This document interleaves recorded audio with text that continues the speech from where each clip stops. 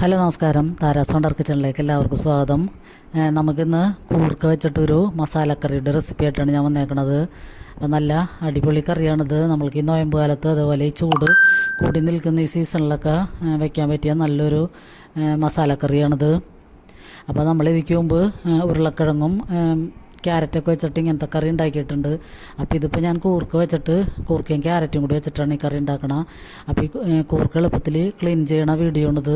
അപ്പോൾ ഇതിക്ക് മുമ്പ് ഞാൻ ഇങ്ങനത്തെ ഒരു വീഡിയോ ഇട്ടിട്ടുണ്ട്. അപ്പോൾ ഇത് നമുക്ക് സഞ്ചിയിലിട്ട് ഞാൻ ഒരു ചെറിയ സഞ്ചിയിലിട്ട് കൂർക്ക തല്ലിയപ്പോൾ അതിങ്ങനെ കീറിപ്പോയി. അതുകൊണ്ട് ഞാനിപ്പോൾ വേറൊരു ടീഷർട്ട് എടുത്തിട്ട് അതിൽ കൂർക്കിട്ടിട്ടൊന്ന് തല്ലിയിട്ട് നമ്മൾ പൈപ്പിൻ്റെ അടിയിൽ വെച്ച് കൈ കൊണ്ടോ അല്ലെങ്കിൽ കാലുകൊണ്ടോ ഒക്കെ ഇങ്ങനെ അമർത്തി പതുക്കനത് ഭയങ്കര ഫോഴ്സ് കൊടുക്കാതെ കാലുകൊണ്ട് ഇങ്ങനെ അമർത്തി പ്രസ് ചെയ്ത് കഴിഞ്ഞാൽ ഇതിൻ്റെ തൊലിയൊക്കെ ഒന്ന് വേർപെട്ട് കിട്ടും. അതേപോലെ ചെളിയൊക്കെ ഒരു ചെളി ഫുള്ള് പോയി കിട്ടും. പിന്നെ തൊലിയൊക്കെ ഒരു 3/4 ഭാഗത്തോളം പോയി കിട്ടും. പിന്നെ അത് നമ്മൾ എടുത്തിട്ട് ഒരു 3-4 പ്രാവശ്യം കഴുകി കഴിഞ്ഞാൽ കുറേ തൊലികളൊക്കെ ഇത് മിന്ന് പോകും. അപ്പോൾ ഇതിക്ക് മുമ്പ് ഞാൻ ഇങ്ങനത്തെ ഒരു വീഡിയോ ഇട്ടിട്ടുണ്ട്. അപ്പോൾ ആ വീഡിയോ കാണാത്തവരുണ്ടെങ്കിൽ ഒന്ന് കണ്ട് സപ്പോർട്ട് ചെയ്യണേ. അപ്പോൾ ഈ കൂർക്കടയൊക്കെ സീസൺ ഇപ്പോൾ അവസാനിക്കാറായി. അതുകൊണ്ട് തന്നെ ഇപ്പോൾ ആദ്യമൊക്കെ കിട്ടണ കൂർക്കട എത്രയും തൊലി മുഴുവനും പോകില്ല എന്ന് മാത്രമേ ഉള്ളൂ. പക്ഷേ ടേസ്റ്റും ഇതൊക്കെ ഒന്ന് തന്നെ. നമുക്കിത് നന്നാക്കി എടുക്കേണ്ട ഒരു ബുദ്ധിമുട്ട് മാത്രമേ ഉള്ളൂ. കൂർക്ക ഇഷ്ടപ്പെടാത്ത മലയാളികളാരും ഉണ്ടാവില്ല എന്നാണ് എനിക്ക് തോന്നുന്നത്. അപ്പോൾ ഈ കൂർക്ക വെച്ചിട്ട് നമുക്ക് പലതരം കറികളുണ്ടാക്കാം. അപ്പോൾ ബീഫൊക്കെ ഉണ്ടെങ്കിൽ അതിലൊക്കെ ഇട്ട് കഴിഞ്ഞാലും ഏറ്റവും ടേസ്റ്റാണ്. പോർക്കിലും ബീഫിലൊക്കെ ഞങ്ങളിവിടെ കൂർക്ക ഇടാറുണ്ട്. അപ്പോൾ ഇപ്പോൾ നമുക്ക് ആ ഇറച്ചി വെക്കണ പോലെ തന്നെ മസാല കറിയായിട്ടാണ് നമുക്കിത് വയ്ക്കാം. അപ്പോൾ ഇത് ബീഫ് കറി മാറി നിൽക്കും ഈ കറി നമുക്ക് കൂട്ടാൻ. അപ്പോൾ 3-4 പ്രാവശ്യം കഴിയുന്നതിന് ശേഷം പിന്നെ നമുക്ക് എടുത്തിട്ട് ഇതിൻ്റെ അപ്പുറത്തൊക്കെ ഉള്ള ചെറിയ നാരുകളൊക്കെ കളഞ്ഞ് പെട്ടെന്ന് നമുക്ക് ക്ലീൻ ചെയ്തെടുക്കാൻ പറ്റും. കുറച്ച് ക്ഷമ വേണമെന്ന് മാത്രമേ ഉള്ളൂ. അപ്പോൾ നമുക്കത് ക്ലീൻ ചെയ്തതിന് ശേഷം ഞാനിതിലേക്ക് ഒരു ഭംഗിക്ക് വേണ്ടി 2 ചെറിയ ക്യാരറ്റും കൂടിയും അരിഞ്ഞ് ചേർക്കുന്നുണ്ട്.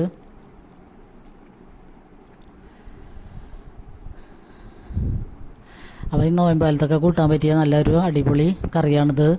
അപ്പോൾ കുറുക്കിയൊക്കെ കിട്ടുമ്പോൾ ഇങ്ങനെയൊക്കെ എല്ലാവരും ഒന്ന് ട്രൈ ചെയ്ത് നോക്കുക.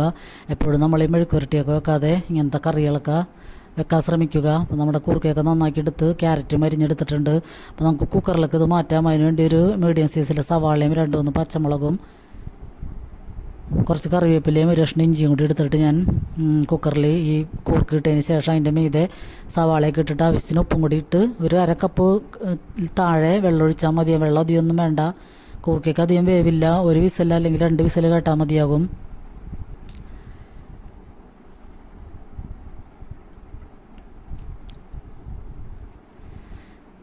അപ്പോൾ അതും കൂടി ഇട്ടിട്ട് നമുക്ക് കൂർക്ക വേകാൻ വയ്ക്കാം.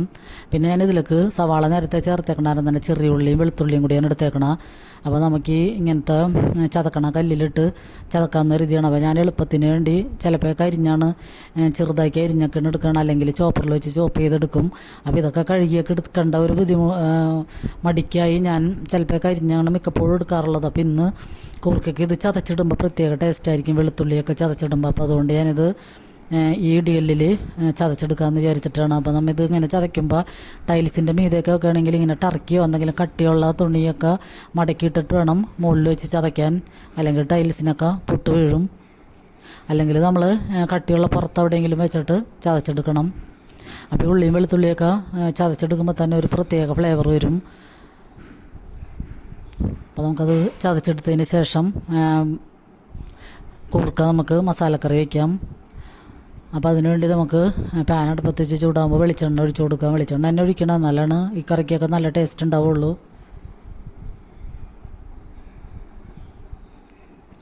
എന്നിട്ട് വെളിച്ചെണ്ണ ചൂടാകുമ്പോൾ നമുക്ക് ഈ ചെറിയ ഉള്ളിയും വെളുത്തുള്ളിയും കറിവേപ്പിലയും കൂടി ഇട്ടിട്ട് ഒന്ന് നന്നായിട്ട് വഴറ്റിയെടുക്കാം. ഇത് ഒന്ന് നന്നായിട്ട് മൂത്ത് വരണം, എന്നാലാണ് പൊടികളൊക്കെ ഇടുമ്പോൾ പച്ചമണമൊക്കെ മാറിക്കിട്ടുള്ളൂ. അപ്പോൾ ഞാൻ ഈ 1 കിലോക്ക് കൂർക്കയാണ് എടുത്തേക്കണത്. അപ്പോൾ അത് മുഴുവനും നന്നാക്കുമ്പോൾ നന്നാക്കി എടുക്കാമെന്ന് വിചാരിച്ചിട്ട് അങ്ങനെ എടുത്തതാണ്. നമുക്കിപ്പോൾ 1-2 ദിവസമൊക്കെ ചൂടാറുമ്പോൾ ബാക്കിയെടുത്ത് ഫ്രിഡ്ജിൽ വെച്ച് കഴിഞ്ഞാൽ പിറ്റേ ദിവസവും കൂട്ടാം. അപ്പോൾ ഈ ചെറിയുള്ളിയൊക്കെ വെളുത്തുള്ളിയൊക്കെ മൂത്ത് വരുമ്പോൾ തന്നെ നമുക്ക് പൊടികൾ ചേർത്ത് കൊടുക്കണം. അപ്പോൾ ഇത് മസാലക്കറി ആയതുകൊണ്ട് തന്നെ കുറച്ച് കൂടുതൽ പൊടികൾ ചേർക്കണം. ഒരു 3 ടീസ്പൂൺ മല്ലിപ്പൊടി, 1/2 ടീസ്പൂൺ മഞ്ഞൾപ്പൊടി, പിന്നെ ഗരം മസാലപ്പൊടി ഒരു 1.5 ടീസ്പൂൺ, 1 ടീസ്പൂൺ മുളക് പൊടി. അപ്പോൾ ഗരം മസാലപ്പൊടി ഞാൻ ഇവിടെ തന്നെ പൊടിച്ചതാണ്, വീട്ടിൽ തന്നെ പൊടിച്ചെടുത്തതാണ്. പെരിഞ്ജീരകം, പട്ട, ഗ്രാമ്പു, തക്കോലം, ഏലക്കയൊക്കെ ചേർത്തിട്ട് നല്ല ടേസ്റ്റിന് പൊടിച്ചെടുത്തണം. അപ്പോൾ നല്ല മണമുണ്ട് ഗരം മസാലയ്ക്ക്. അപ്പോൾ അതുകൊണ്ട് തന്നെ നമുക്ക് ഇറച്ചി വെക്കണ പോലെയാണ് ഇത് ഞാൻ വെക്കണത്. അപ്പോൾ മല്ലിപ്പൊടിയൊക്കെ ചേർക്കണം മസാലക്കറി ആയ കാരണം. അപ്പോൾ ഈ ഉള്ളിയൊക്കെ നന്നായിട്ട് മൊരിഞ്ഞ് വരുമ്പോൾ തന്നെ നമുക്ക് ഈ പൊടികൾ ചേർത്ത് കൊടുക്കാം. എന്നിട്ട് പൊടികളുടെ പച്ചമണം മാറുന്നത് വരെ ചെറുതീയിലിട്ടിട്ട് നന്നായിട്ട് വഴറ്റിയെടുക്കണം. പൊടികളുടെ പച്ചമണം മാറിയാലാണ് അതിൻ്റെ കുത്തൊക്കെ പോകുള്ളൂ. അപ്പോൾ അതെല്ലാവരും ഒന്ന് ശ്രദ്ധിക്കുക. മല്ലിപ്പൊടി, മുളക് പൊടിയൊക്കെ ചേർക്കുകയാണെങ്കിൽ നമ്മൾ ഈ പാനിലിട്ടിട്ട് നന്നായിട്ട് ചെറുതീയിലിട്ടിട്ട് നന്നായിട്ട് മിക്സ് ചെയ്യണം.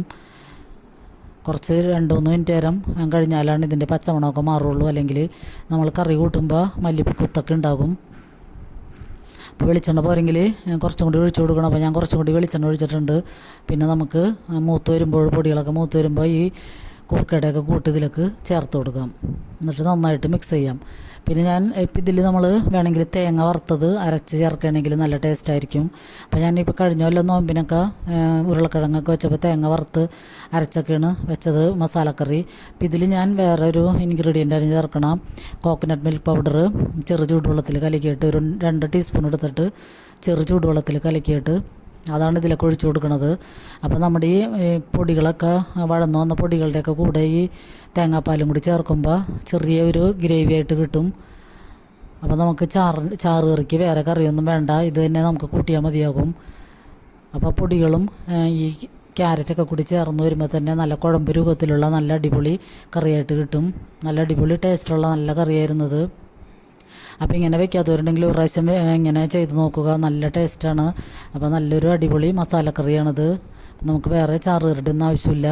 ഈ കറിയും ഒരു പപ്പടവും അച്ചാറോ അല്ലെങ്കിൽ ഒരു ചമ്മന്തി ഉണ്ടെങ്കിൽ നമ്മുടെ ലഞ്ച് അടിപൊളിയാക്കാം. അപ്പോൾ ഞാൻ അങ്ങനെയാണ് ഇന്നത്തെ ലഞ്ചിന് ചെയ്തേക്കണത്.